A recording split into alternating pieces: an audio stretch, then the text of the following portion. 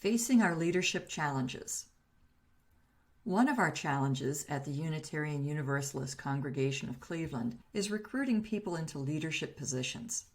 This may be an issue of both on-ramps and off-ramps. By on-ramps, I mean that we need a better way to identify and invite people into leadership. By off-ramp, I mean that we need a way for people to step back from leadership. For example, take the auction.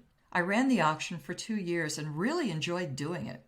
I would have run it a third year, but I became president of the board and I cannot take on the auction too.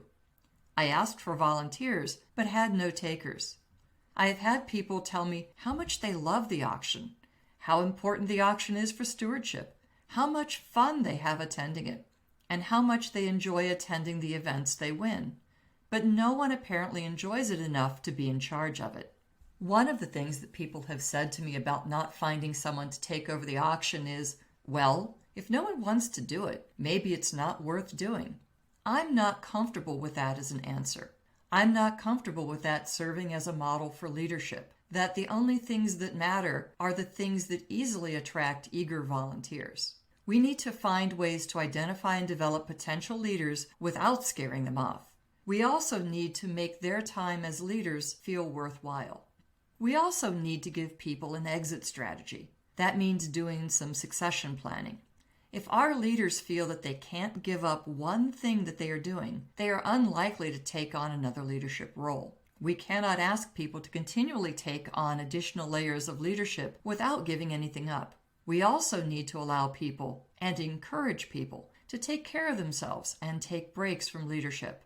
It's hard for some people to do that, especially if they feel or know that no one is ready to step into their shoes. We also need to find ways to invite experienced leaders to stay involved with the congregation. Some people have served in positions of leadership until they are burned out. Others have served as leaders during difficult events or incidents and have subsequently left not only the position but the congregation as well. We currently don't have any means of caring for leaders who find themselves in this position. We also lack formal efforts to keep experienced leaders involved in ways that value their efforts and knowledge and allow them to nurture current or future leaders.